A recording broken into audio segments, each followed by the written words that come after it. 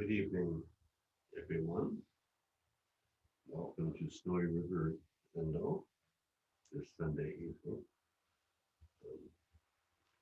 Hope you're all well and enjoying the warm weather. I haven't been outside yet today. It's warm today as well. It's a little chillier than A little yesterday. chilly, yeah. I looked out the window, I saw there was some snow, a little dusting what it looked like today. Yeah, it's been my day off this Sunday. Didn't have to work today, so had a lot of time at home and did a considerable amount of study and reading for tonight. So much so that I'm not quite sure what I'm going to say. I kind of lost my way in my thinking about tonight. So we'll see what comes out. I know it will have to do with thinking and non-thinking. That's been a thinking and non-thinking. That's Dogen's central practical instruction. Has been a theme for us and for our seminars recently.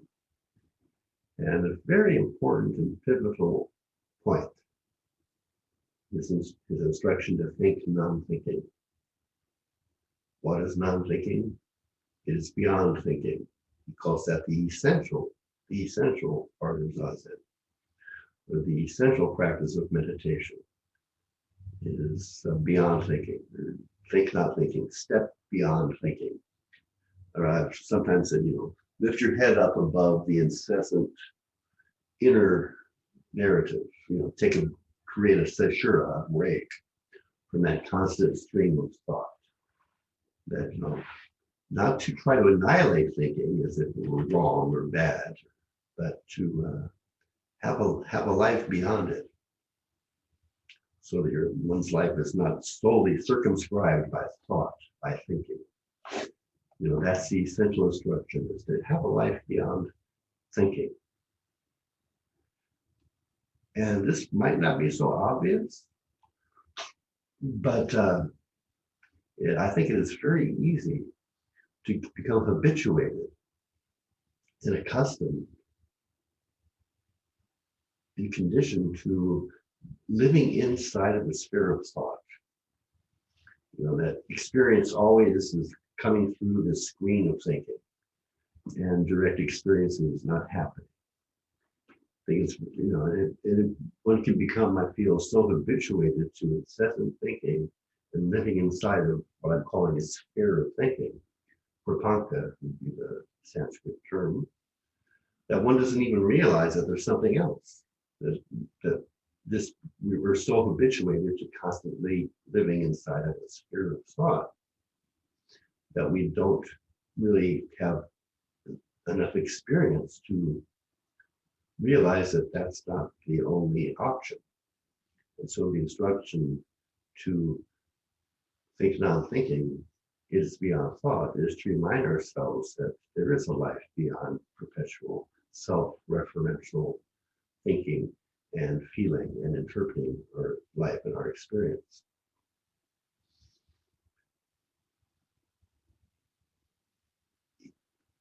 And so we practice to remind ourselves.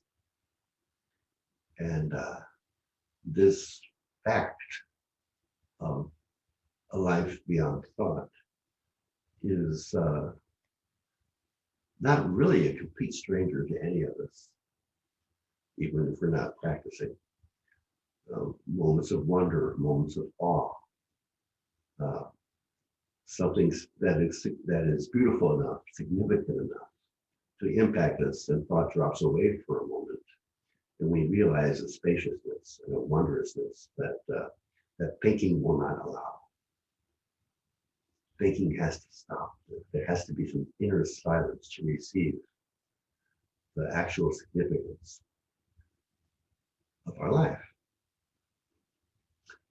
The realm beyond thought that Dogen is trying to encourage us to step into has a Buddhist term, a Buddhist name. It's called the Dharmakaya, the Dharma realm.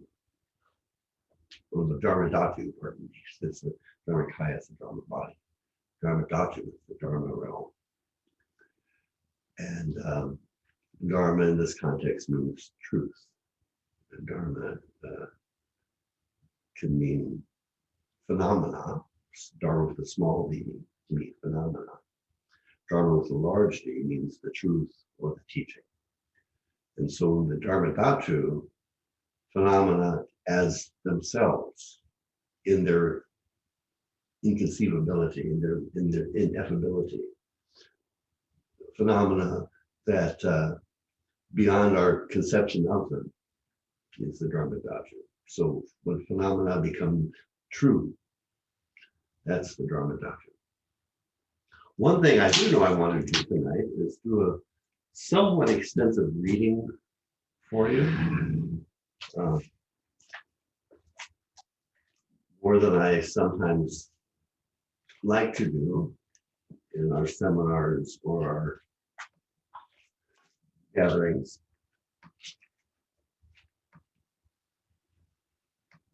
But this is Dogen. This is from Shogenzo. It's the first fascicle in this edition and probably most editions. It's entitled Ben-Do-Wa, which is usually Do is the way, like Tao. It's the Japanese form of Tao. And so it's translated on the endeavor of the way, or making the way. Before I read this, one thing I want to say about perpetual thinking, about how we tend to become so habituated to perpetual thinking and acclimated to it, that contemplating this is sad and dangerous. There's a sadness to this. And the sadness is we don't taste the Dharma Dhatu. I'll say more on that, I think, later. And the dangerousness is that thought, things in human life that are most essential, most precious, like the Greeks would say, truth, goodness, beauty, the three biggies, goodness, truth, and beauty. Thought can't quite get us there. The ultimate truth is not accessible by thought. Actual beauty leaves us dumbstruck with awe. And goodness, it cannot be defined. And if we try to use thought to get a hold of goodness, and truth, and beauty, we can end up in some very risky places, dangerous places. So this instruction is not just a pastime or a recreation, something important about thinking, not thinking. There's something very important about knowing one's life beyond thought and having that part of one's life. So back to this fascinating Dogen that I want to share with you tonight, Ben-Do-Wa. It's a section of it that at Zen Center we would chant on a regular basis. And the section has been given a name, not by Dogen, but by Zen Center. I think by Zen Center, Jijuyu Zamai. The term appears in the text. And Jijuyu Zamai means usually translated self-receiving in self-employing, samadhi, concentration, or the self-enjoyment concentration is another translation. But the word enjoyment could be a little bit problematic. So we entitled it self-receiving and self-employing concentration, samadhi, is the subtitle of this section.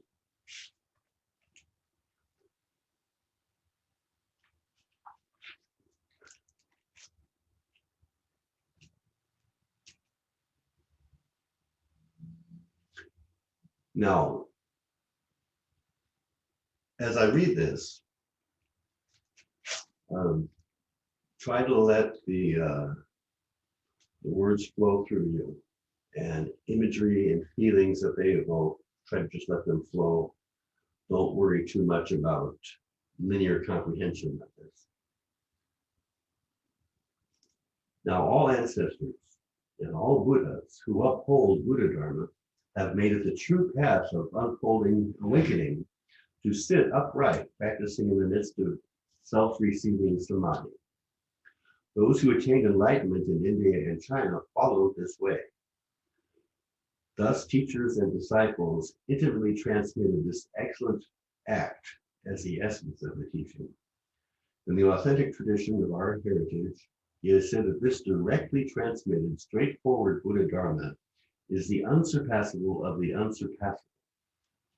From the first time you meet a master, without depending on incense offering, bowing, chanting Buddha's names, repentance, or reading scriptures, just wholeheartedly sit and thus drop away body and mind. Wholeheartedly sit, drop away body and mind. Dropping away body and mind could be another way of phrasing stepping beyond the press of time. Body and mind could be, in this context, a term for, the self-object way of perceiving and experiencing. And so stepping outside of the press of time, dropping body, just sit and step outside of the press of time. Just sit and drop body and mind. When even for a moment you sit upright like this, expressing the Buddha seal in the three activities of body, speech, and mind, the whole phenomenal world becomes the Buddha seal, the Dharma doctrine. The whole phenomenal world becomes Buddha. That's just things, Buddha, the Buddha seal. And the entire sky turns into enlightenment. Accordingly, all Buddha Tathagatas increase Dharma bliss, the original source, and renew their magnificence in the awakening of the way. Furthermore, all beings in the world of phenomena in the 10 directions and the 6 realms, including the 3 lower realms, at once obtain pure body and mind and realize the state of great emancipation and manifest the original face. At this moment, all things actualize true awakening.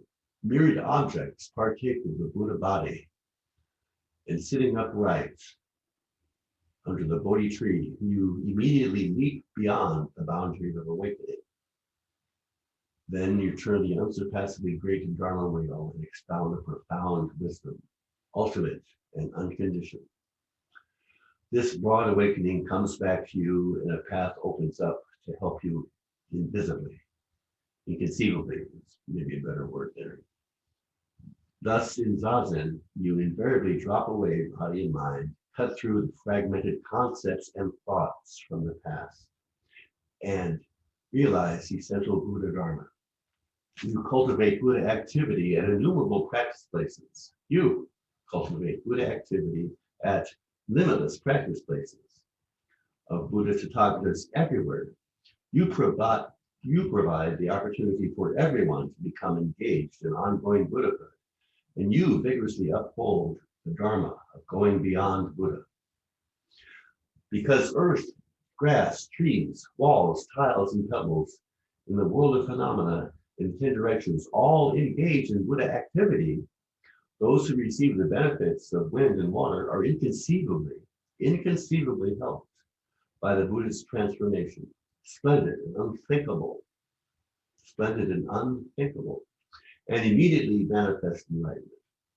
Those who receive these benefits of water and fire widely engage in circulating the Buddha's transformation based on original realization. Because of this, all those who live with you and all those who speak with you also receive immeasurable Buddha virtue. Practice continuously and exclusively, extensively unfold the endless, unremitting, unthinkable, unnameable Buddha Dharma throughout the entire world of phenomena. All this, however, does not appear within perception because it is unconstructedness and stillness. It is immediate realization, if present. So this sentence here is kind of important. All this, however, does not appear within perception because it is unconstructedness and stillness. It is immediate realization. So it's inconceivable. So you cannot make it into an object of perception. This, it's hard to explain. Nothing changes. And at the same time, everything changes. So that's the paradox. It's when you step outside of the press of time and experience the wondrousness of the light dancing on the water, it's just photons. It's been there all along. Nothing's changed. It's you don't get a new way of seeing things. You appreciate the jewel you've always had. So all this does not appear within perception because it is unconstructedness and stillness. It is immediate realization. If practice and realization were two things, as it appears to an ordinary person, if you practice in order to become a different kind of thing called a Buddha, as many people think, each could be recognized separately. You can recognize the difference, but there is no difference. What can be met with recognition is not realization itself, because realization is not reached within the discriminating thinking mind. In stillness, mind and object merge in realization. In stillness, mind is the light dancing on the water. In stillness, mind and object merge in realization and go beyond enlightenment. The light dancing on the water is you. It's not two. In still, when the mind is quiet, subject and object disappear. The concept defining self and other drops away. In stillness, mind and object merge in realization and go beyond awakening. Thus, in the state of receptive samadhi, without disturbing its quality or moving a single particle, you engage the vast Buddha awareness activity, the extremely profound and subtle Buddha transformation. Grass, trees, and lands that are embraced by this way of teaching together radiate a great light and endlessly expound the inconceivable profound Dharma. Grass, trees, and walls bring forth the teaching for all beings, common people and sages. And all beings, in response, extend the Dharma to grass, trees, and walls. Thus, the realm of self-awakening and awakening others inconceivably holds for mark realization, with nothing lacking. And realization itself is manifested without ceasing for a moment.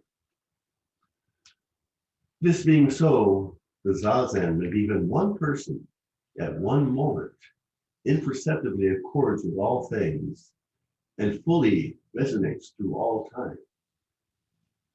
So, stepping outside of the press of time, the zazen, the sitting practice of one person at one moment, right now, imperceptibly accords with the entire cosmos, all things, and fully resonates through all time. Thus, in the past, future, and present of the limitless universe, this zazen carries on the Buddha's transformation endlessly and timelessly. Each moment of zazen is equally the wholeness of practice, equally the wholeness of realization. This is not only so while sitting.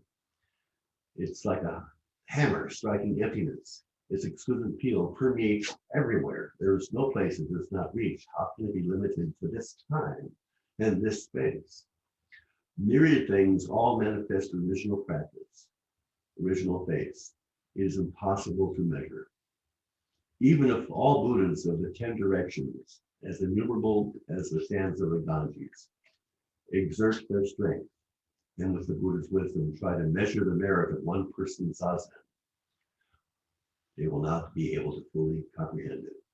Even if all the Buddhas of the 10 directions, as innumerable as the sands of the Ganges, exert their strength, and with the Buddhist wisdom try to measure the merit of one person's thinking, not thinking, one person's, even for a moment, as he said earlier, even for a moment, stepping outside the quest of time, even for a moment, it's, thinking will resume, probably has to, in order to get food on the table, get the laundry done.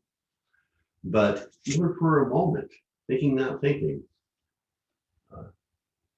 this being so, even a zazen of even one person, that one moment imperceptibly accords with all things and fully resonates through all time. Even a moment of thinking, not thinking. Even a moment of stepping outside of the quest of time manifests something precious, restores one's soul from the grind of samsara. So that's the Fukansa Zengi. No, I'm sorry. That is Jijuyu Zamai, self-receiving and employing samadhi of Dogen. And I have been going on in seminar about the preciousness of each and every phenomena, that when we step outside of the quest of time, when we think, not thinking, when we step into that space, we perceive with joy, with gratitude, that everything is precious. And I said last week, I was saying even the smell of a bowel movement has a preciousness to it, or sub-zero freezing cold temperatures. There's some truth there, some reality there, that even though we may not like it, in the realm of Buddha nature, we love it because it's true, it's real. And the mind of Buddha can perceive the preciousness of each and every phenomenon. With the mind of discrimination, the mind of thinking, judges good, bad, like, dislike, etc. And so this fascicle of Dogen is trying to describe the Dharma Dhatu, trying to describe the value, the limitless value of each and everything. When we drop body and mind, when we drop perpetual self-referential thinking and judging things good, bad, mine, not mine, friend, enemy, like, dislike. And we drop that self-referential obsession and we receive life as it is, beyond our categorizing it, beyond placing on a certain shelf of definition. It's limitlessly valued. And I feel that Jijuyu Zamai is like a song of praise to the beauty of our life beyond thinking. And so I offer that this evening as an encouragement to the practice. And the practice is very basic, very simple. Just try to create some sort of respite from the pressure of the internal chatter, the constant internal chatter. And I think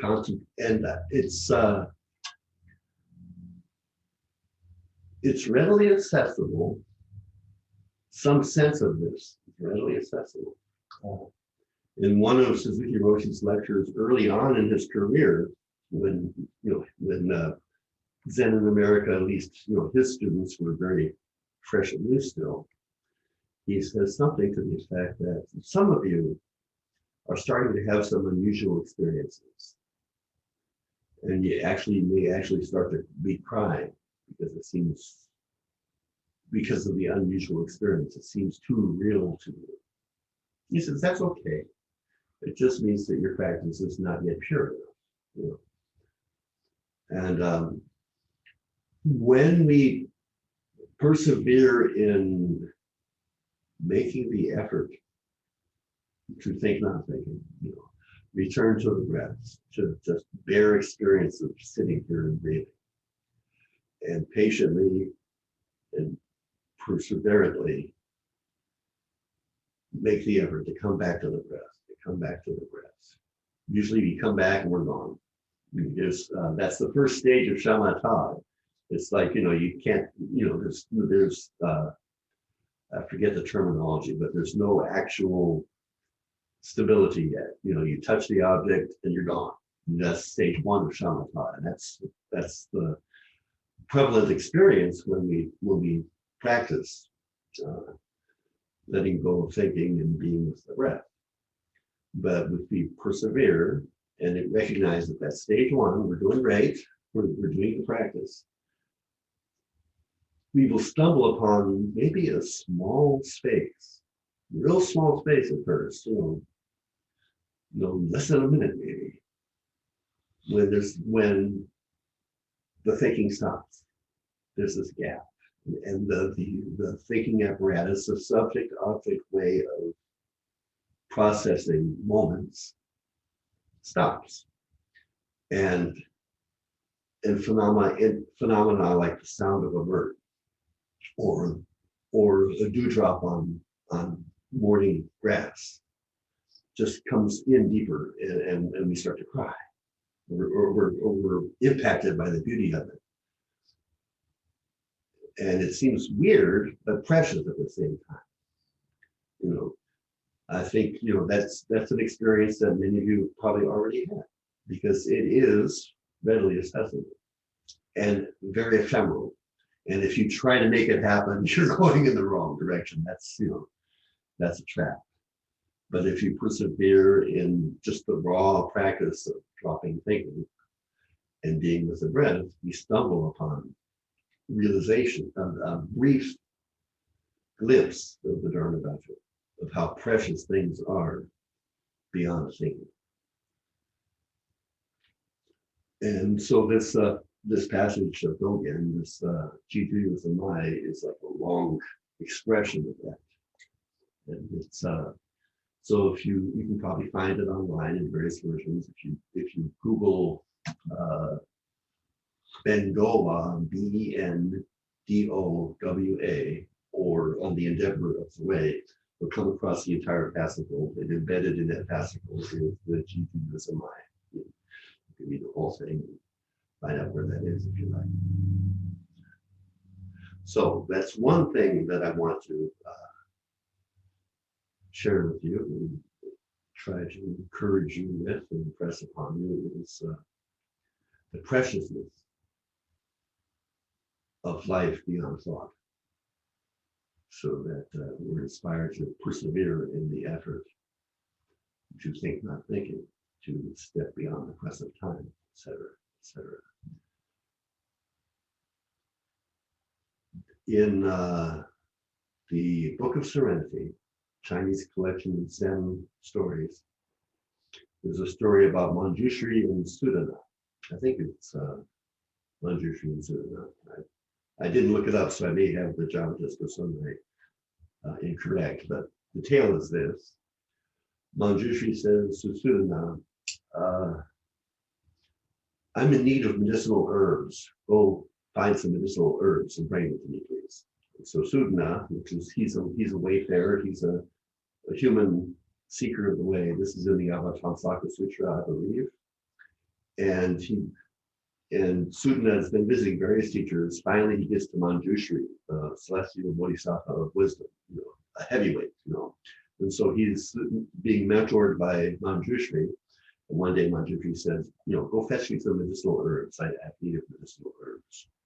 And so Sudana goes out and he comes back, and Sudana says, I've looked everywhere, Manjushri. And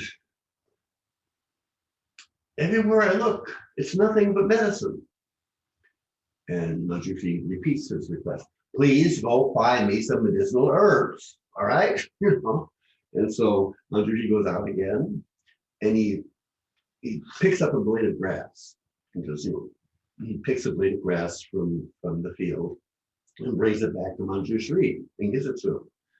And Manjushri says, this blade of grass can kill people and it can bring them back to life. So that's the whole story. And then there's Chinese commentators on the story, but that's the story. Everything is medicine, is the burden of the story. And medicine needs to kill and bring to life. Medicine needs to disabuse us of this notion that we're separate from anything else, that we're separate from each other, that we're separate from the cosmos. It needs to kill the self that's addicted to samsara, that's addicted to being created by the three poisons of greed, hate, and delusion.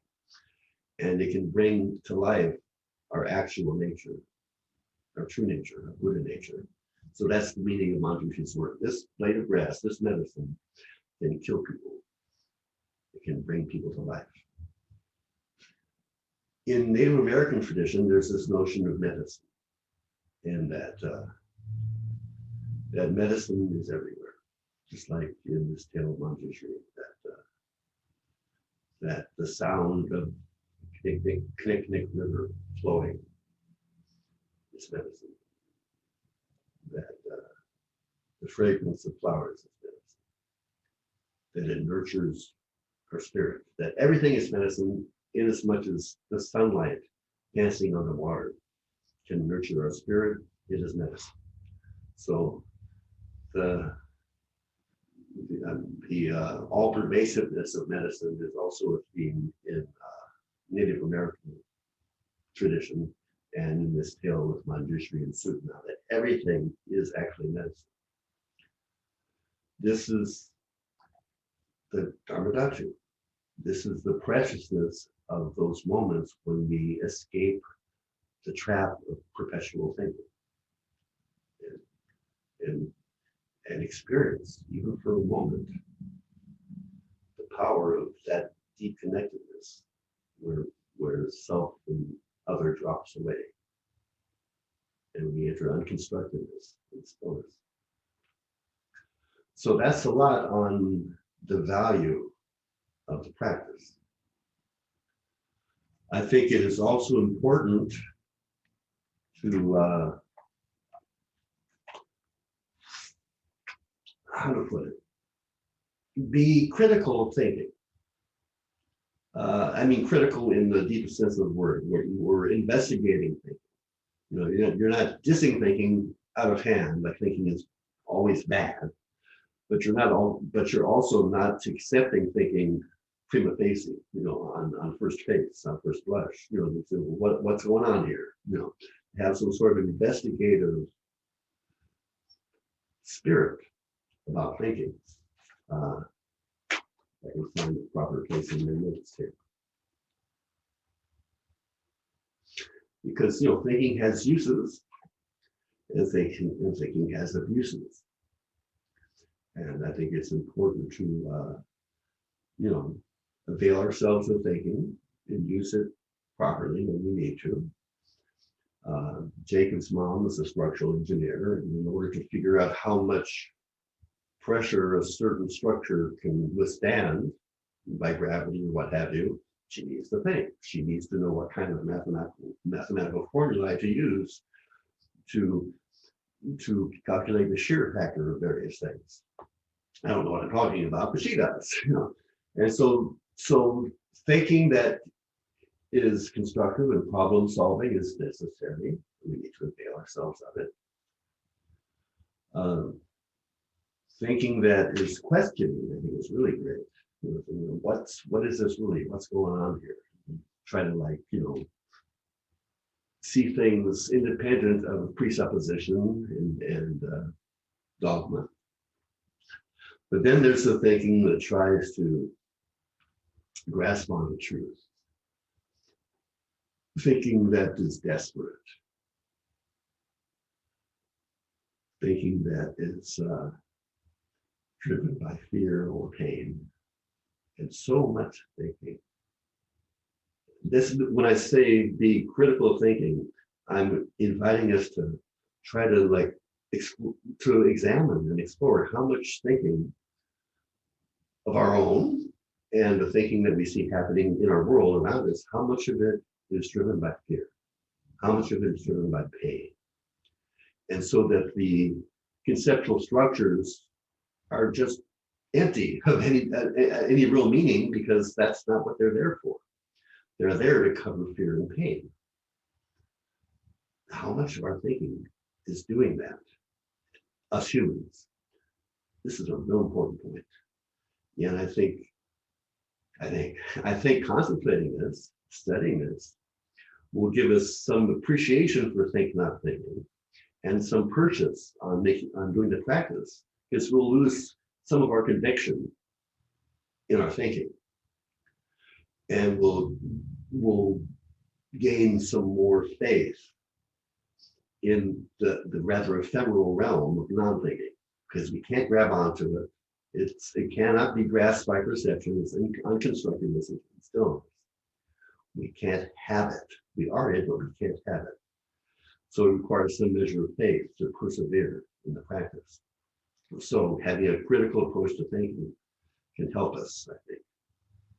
So what do I mean when I say that so much of thinking is driven by fear and pain? Well, I had an experience that I found really interesting at the facility where I work, sometimes as a CNA, sometimes as a housekeeper. It was break time, and I was in the break room, and I was sitting with a number of people, one of whom we will call Sally. That is not her actual name, but we'll call her Sally. And Sally was going on about this current interim director of nursing that we have, just saying all sorts of horrible things about her, not having a good time with her at all, and I was sitting there and I was thinking, now, I've had some experience with this director of nursing, and she doesn't seem that bad, really. She is, a corporate person, and so there is the corporate methodology that I can feel from her, but it's not aggressively abusive or oppressive. It's just normal in the corporate world. Certain ways of behaving and talking and thinking. But she couldn't say enough nasty things about this director of nursing, and I thought about, what's going on here?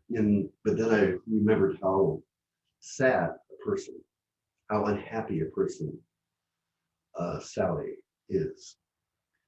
And once again, that's not her actual name, and Sally is just always unhappy, seems to be perpetually unhappy, and perpetually finding things to complain about, and in drinking a lot. The rumor mill talks about how much she drinks.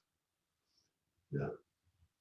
So she wasn't really, the things she was saying about the DON were really, the director of nursing, were really not about the director of nursing. The thing she was saying was really about her desperation, her own self-hatred, finding a target outside of herself to attack.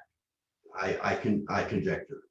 I conjecture this because this is a phrase that Christian Picciolini uses about himself when he was a neo-Nazi, that his own self-hatred propelled him to find a target and hurt others. So there's a case where the thinking that Sally was engaging in about the director of nursing, it was really not about the director of nursing, really. It was more about her own pain and her own fear of the despair and the abyss of self-loathing. I think that's my best sense of it. How much thinking is like that? In our current polarized political world, in my lifetime, it feels to me that it's just more and more polarized than when I was younger. I don't know if that's old age or misinterpreting things, but it's certainly polarized. And in this polarization, let me find something in my notes. bear with me for a moment here. In this polarization, we work very hard to be able to believe in the honesty, integrity, and truth value of our own views, our own ideology. And we impute only hypocrisy, dishonesty, and duplicitousness on the others. And I bet you they're doing the same damn thing, don't you? So is that reliable thinking to do that?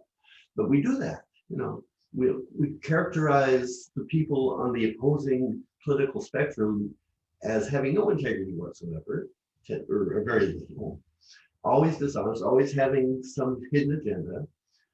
And you know, if you listen to them talk about us, them, if you listen to them talk about us, you can see the same mental processes at work, and the same efforts to characterize themselves as in the right, and here I'm repeating my political agenda, us on the left in the wrong. If you listen to the rhetoric, you know, the strategy of the rhetoric is almost identical. I find it very interesting.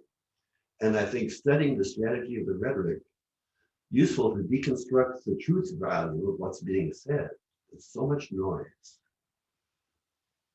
And it can engage our passions in dangerous ways. And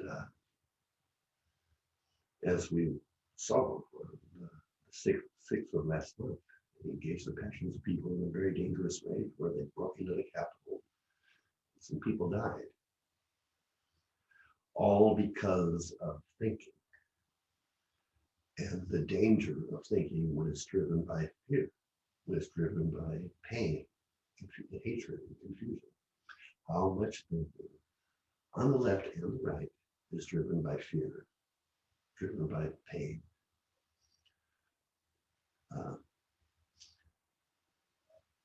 Now, there's this sentence that I wrote down this evening.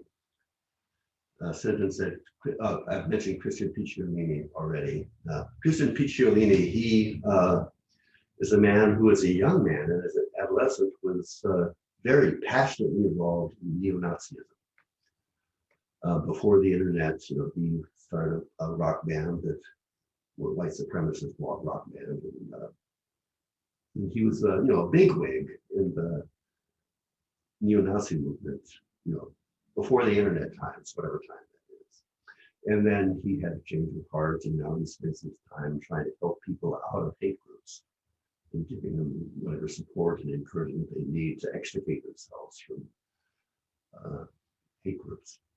But this is one sentence that he said was like a mantra for him. We must secure the existence of our people and a future for white children. And he compelled himself to really believe that, I'm sure, that somehow globalization and multiculturalism was being driven by people, Jews, that were trying to rob white people of their way of life, that there was something evil and insidious. And he thought himself really hard into that worldview. But he thought himself into that worldview, he says, because it was a really broken search for identity, community, and purpose. He felt isolated and bullied. And then somebody came and gave him something to feel good about himself about. A dysfunctional way to feel good about himself, but still a way.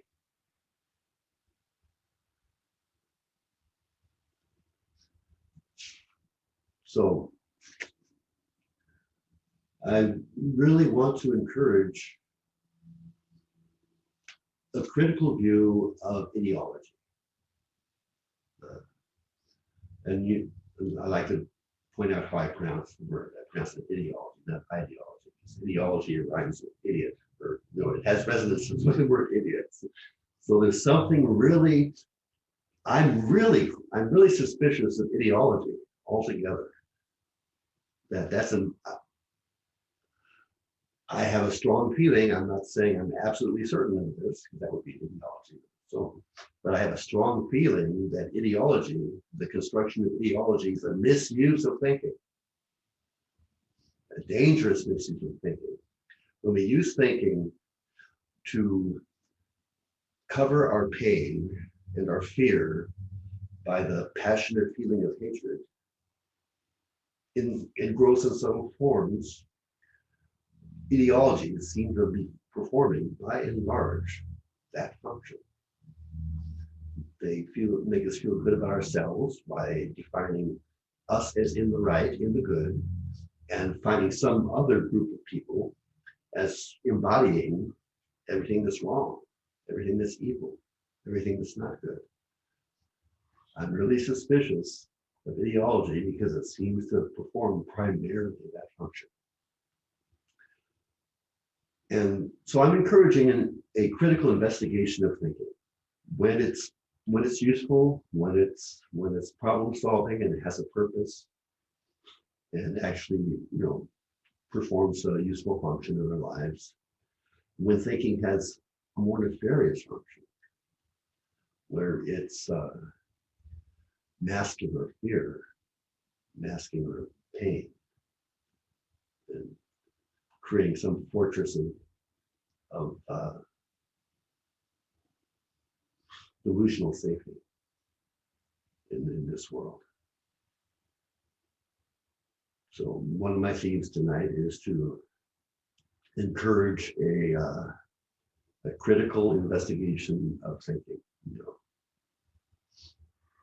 and not to camp out in ideologies.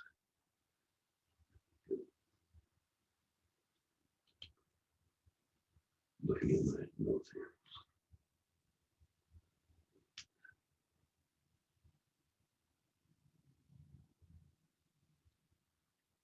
So in my bullet points I put down here, I have one last thing written on it, and that's the Uttara Tantra passage. And we got a little bit of time because I felt this passage had something pertinent with what I've been talking about. Thinking, not thinking, trying to praise the preciousness of the world that think, not thinking reveals, and trying to tell a cautionary tale about the potential misuse of thinking when it's driven by fear, when it's driven by pain, when it's driven for a desperate looking for meaning when we feel our lives are meaningless. But anyway, this passage from the Uttara Tantra is one that I've shared before. And so it may sound familiar to you. I'll start from this part here where it says, it has been stated above that the conditioned phenomena in all beings are empty in all aspects, with karma and afflictions and their maturations like clouds, resembling clouds, and so on. The afflictions, the clashes, the unskillful emotions resemble clouds. They're just clouds. They have no substance. The performance of actions is like the experience of a dream. And the skandhas, the constituents of the person, the maturations of afflictions and karma, are like the magical manifestations of an illusion. So it's been taught before that everything is empty, that nothing is what it appears, that everything is actually ineffable and ungraspable, and there ain't no good guys, there ain't no bad guys. That's all just a dream that we tell ourselves. That's one way of interpreting what has been said here. It was presented, this emptiness was presented before, but later we teach here about Buddha nature, and that Buddha nature exists. In order to, so why do we teach the existence of Buddha nature if we're teaching emptiness about everything else? And this was historically, this was a polemical issue with the school of Buddhism. Other schools that were radical emptiness schools were critical of this teaching of Buddha nature, Tathagata Dharma. It's presented in this way that the Buddha nature exists so that the 5 flaws may be relinquished. So the realm beyond thinking is taught. The realm beyond thinking is nothing different. It's the unconstructedness of stillness. It's just this great light that Dogen talks about. It's photons. That's all it is. It's photons. It's nothing different. So why are we talking about Buddha nature? Well, Buddha nature is taught so that you could relinquish attachment to the misconstrual of ideology and appreciate how things actually are. So you can relinquish the 5 flaws. Now, the 5 flaws, what are they? Just really quickly.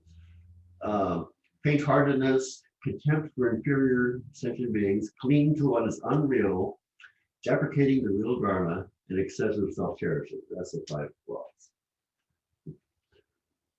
So, not having heard about this, some are faint-hearted due to the flaw of self-contempt. The mindset for awakening does not arise. So, not hearing about the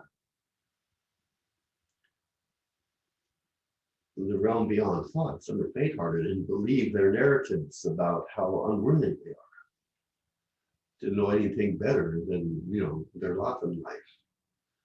And so they're faint-hearted and they don't make the effort to extricate themselves from their narrative of how unworthy they are. Just take a break, lift your head up, stop the stream of thought for a while and appreciate the preciousness of your actual life. Well, the teaching about the Buddha nature, the teaching about think not thinking, is to encourage people to drop that flaw of excessive self-contempt, the flaw of self-contempt. And even if some give rise to bodhicitta, thinking, give rise to the notion that there is a life beyond this small narrative of self and other, they might become proud, thinking, hey, I know think not thinking. These guys, they're stuck in thinking all the time. And entertain the notion of inferiority of other beings. Like, those white supremacists are less human than me because they think those things and I know better. About those who think like that, perfect wisdom does not arise. And those who think my ideology is best and your ideology is hateful and evil, perfect awakening does not arise because they cling to what is unreal and do not realize true reality. They cling to the unreal notion that that's actually a white supremacist over there, that they are what they think. And they don't see the fear and the self-hatred that have, and the potholes, as Christian preaching would say, the potholes in their life that created the despair that led them to grab onto the identity and community and purpose. Toxic, of course, but still an identity and a community and a purpose that mitigated their despair to some degree. So they see the neo-Nazi, they see the tattooed swastika. They don't see the desperate human being, the pain and the fear and the self-hatred underneath. The suffering, the dukkha, that is obscuring their path to their realization. Therefore, they cling to what is unreal, the neo-Nazi, and do not realize true reality, the Tathagata, in the heart of all beings. The flaws of sentient beings are unreal because they are fabricated and adventitious. They're fabricated, they're ideologies. We must secure a future for our people and our white children. That's the fabrication. The fabrication of the evil of multiculturalism. It's unreal. All these ideologies create fears that are unreal. The flaws of sentient beings are unreal because they are fabricated, adventitious. What is real are the Buddha qualities whose nature is pure. Empathy, compassion, love, unconditional love, Those are real. Those are not containable conceptually. You can't pin down what empathy consists of or what love is. And those whose minds cling to unreal flaws and deprecate the real qualities do not attain the love of seeing themselves and all sentient beings as equal. So in some sense, I felt like this passage speaks to what is real and what is unreal, and that if we place too much confidence on thought, that thought can actually lead us to the truth, to what is actually good. That thought itself can lead us to the true, the good, and the beautiful. And we'll be creating something unreal. And if we cling to that, we'll miss the actual precious pearl of Buddha nature. You know, the limitless nature of love, compassion, understanding, and empathy.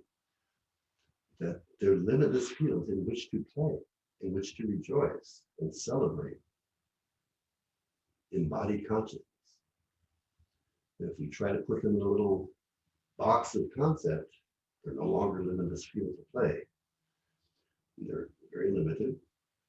And if they're fabricated on the ground of fear, self-contempt, pain, then they could be very harmful to ourselves and to others. So that was what I wanted to try to convey tonight. On the one hand, it's impossible to talk about the virtues of think, not thinking, because talk is conceptual. Talk, is thinking. So it's not possible to actually talk about it. Nonetheless, I wanted to try to offer some words pointing in the direction of the ineffable preciousness of what the practice is about, to inspire perseverance, because it's very ephemeral. You cannot have it. It's not something you can acquire. It is already you. You just need to develop some modality of appreciation so that it's more accessible to you, and you're visited by it more readily. I also wanted to kind of like do a frontal attack on excessive faith in thinking. Because we humans, we have a lot of faith in thinking, and we know we're right. and that needs to be deconstructed. Our knowledge that we're right, our confidence that we're in the right is well, according to the third patriarch of Zen, that's the mind's worst disease. The struggle for right and wrong, to try to be in the right and try to identify the wrong with the bad. That's the human's worst problem, right then and there. And so I want to introduce some of that, and the thought that if we can really develop some what's the word? Some intuition, if we can develop some intuition about the limits of thought and the unreliability of thought when it comes to what's most precious, the good, the true, the beautiful, that thought will not get us there all the way. It may lead us in the direction, but it won't get us there. If we can develop some intuition on the limitations of thought, then it won't provide us the most important human values, then that can be a catalyst for the practice of stepping outside of this samsaric constrained narrative of life that I've been calling the present time. Okay, well, that's it for tonight. Do we have any live people visiting us tonight? We sit for a bit. Okay. So we'll have a good night and hope to see you Thursday.